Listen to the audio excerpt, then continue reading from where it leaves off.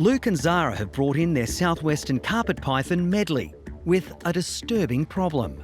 Hey guys, how you going? My name is Pete. And how's Medley going? She's had an anal prolapse. You need to replace that because that bit of tissue that's sticking out is going to become dry and necrotic and fall off if we don't put it back in there. Medley is suffering from a prolapsed cloaca, the opening to the reptile's reproductive organs and anus. It's a serious issue, so Peter quickly takes the python to the treatment room. All right. Hey, sweet bee. I'm scared. I know. It's terrifying, isn't it?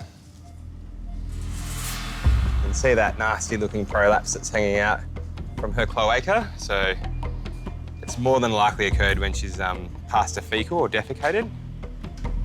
A prolapse cloaca is when the tissue that's meant to be on the inside of the snake's rectum or uterus has exited through its cloaca, so the hole that they have at the back of their body, and it's come outside of the body.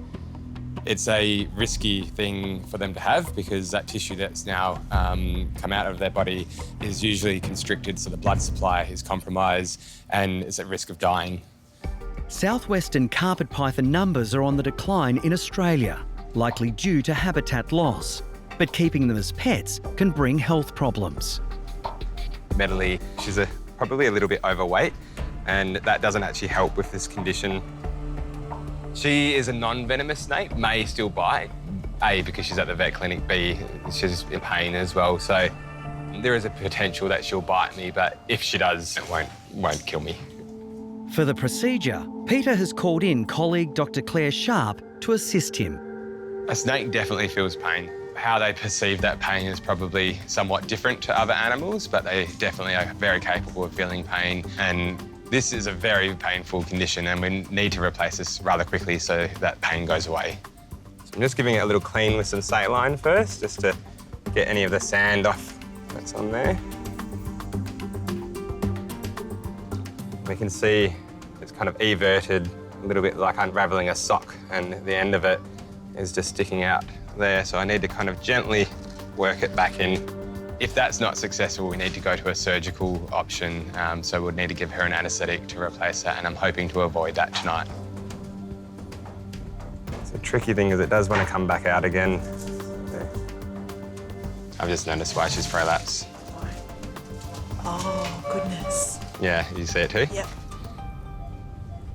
So I've just realised she has an egg that's trying to pass. It doesn't look like a completely normal egg, but you can see right there, there's an egg that's coming out. So her uterus and her anus come out the same hole, so the cloaca is the only hole that these guys have at their back end, and part of the reason she's tried to prolapse today is that she's got eggs that she's wanting to pass. The egg is not calcified at the moment. It's an immature egg, so she's still forming these eggs. They're not quite ready to be laid. So they're not firm and hard, they're soft and gooey at this point, so there's very little risk of me breaking that egg. Fortunately, Peter manages to safely ease the protruding cloaca back inside Medley's body, just as she's starting to get restless. All right, back in. Good girl. Give that little massage down. Once that tissue is replaced, the vessels now can relax and the blood supply can return normally, which is the most important thing. She's at risk of this happening again, especially because she still has to lay those eggs. And when she goes through that motion of laying an egg or passing a fecal, contracting her abdominal muscles, she's more than likely going to reprolapse. Peter may have to conduct surgery on Medley in the future, but until she's passed her eggs, she'll be sent home to be monitored closely by her owners. Just putting it back in is the fix right now. At least we have an answer as to why she's done it tonight. It looks all okay now, which is good. All right, sweetheart. It's definitely good to see that it was something like being gravid rather than something like a bacterial infection. So at least at this point, it looks like she'll be able to recover properly. Today, Dr. Peter Ricci is heading to a part of the Perth Zoo that most visitors never get to see. I'm on my way to see a furry little critter. I've got to be very careful because she's critically endangered and she does have very sharp teeth. Come on in, Pete. Thank you. Peter is meeting primate keeper Jenna and a very special little girl. I'm here to see Livia for her health check. Yeah. So tell me how's she been going? She's been going really well. Livia is a cotton-top tamarin. She's one of our 2 females. She's housed off display, meaning the public can't see her. Come on. There's a massive operation here behind the zoo that no one gets to see when they come to visit. It's going to be a big day for the little monkey. Plans are underway for her and her sister to eventually be moved to a public display area. The first step is a full health check under general anaesthetic for lively 7-year-old Livia. The procedure today is to ensure that Livia is in good health and is able to go into her new exhibit. We want to make sure she's able to get around and do all her normal primate things while she's in there. Yeah, to check she's all good for their big move. All right, Jenna, I'll leave you to it to get them ready to transport up to the hospital. Sounds good. We really want to get her move on now. She is a tiny little animal and it's important we get the whole procedure done rather quickly. So I want to get things happening so we can get her back into her exhibit as soon as we can. Livia has been housed in a behind-the-scenes section of the zoo. If this health check goes well, she'll be ready to make her public debut. We want to make sure she's able to get around and do all her normal primate things. And it's a really good opportunity while we're moving her to have her in our hands and have a closer look at her.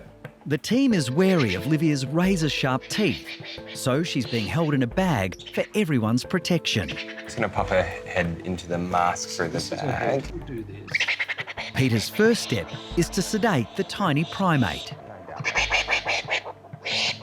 Livia's not too happy to see me today and she is making a bit of a noise about it.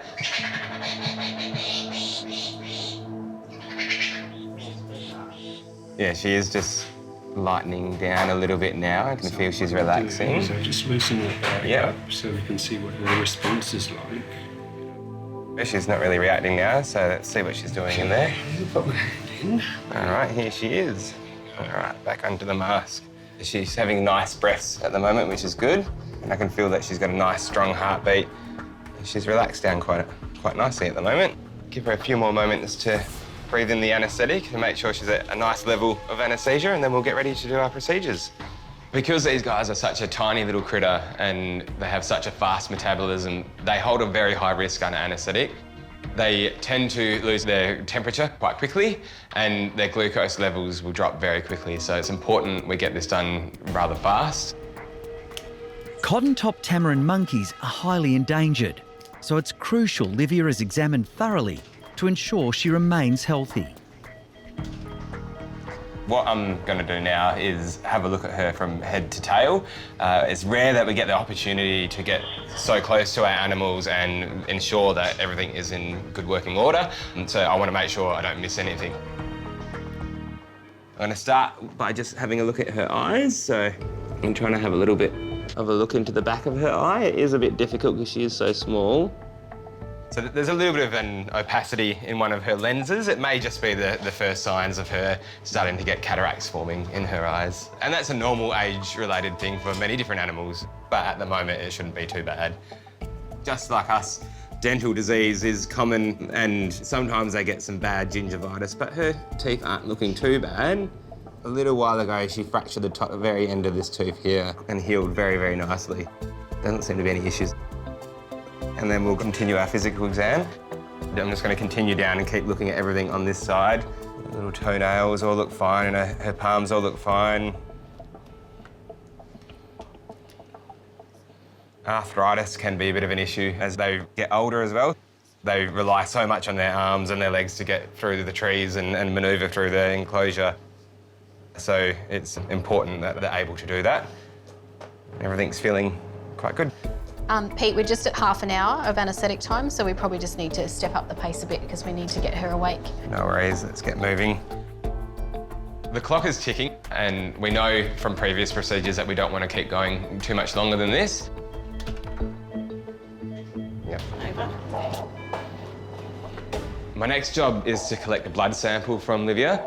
The vein that I'm aiming for is extremely tiny and I can barely see it, so I'm relying on feel to know where it is. So I'm feeling for the pulse of her artery. I know that the vein lives next door to that artery, so I'm aiming for the vein.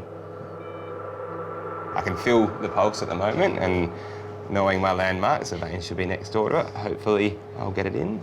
If she gets the all clear, the plan is to eventually move Livia and her sister into a public display area. The next step is probably the most gruesome. Peter now needs to check for the potentially fatal disease tuberculosis. We're going to give her a tiny injection of tuberculin into each eyelid. That's to see if she is carrying the organism. It is something that primates can have, including us, and can carry without us knowing, and we can see signs of ill health later on, and it's something that we want on a screen for her protection and her safety as well as ours. Injecting it now into her eyelid. What we're going to be looking for here is if she reacts to this. If she has the organism and her body has an immune response to it, her eyelids will swell over the next couple of days, and that will be our answer. Your right eyelid. You can see the eyelid swell as I'm injecting it, but that's not the swelling that we're going to be looking for. That'll go down very quickly. It's gone well. She's looking healthy and fit, and it's time to get her back in her enclosure. Now we're conscious of time. The longer she's under, the more risk we have, so we want to wake her up. We're just going to position her inside the pet pack as she recovers. So if she wakes up quickly. I need to make sure I'm able to get her tube out when we're ready. So as she's waking up, we're just giving her a bit more oxygen. Because she is so tiny and has such a fast metabolic rate, it's important that she eats very quickly after this procedure as well. So once she's awake, what I'm going to be wanting her to do very soon after is to eat something that has a bit of sugar in it so her glucose goes back to normal. Oh no, there we go. There we go. Now that Livia is waking up from the anaesthetic, Peter will have to wait for the results of the blood tests and hope that there's nothing abnormal. We've got to get a move on with the process now. We want to get her back into her exhibit as soon as we can.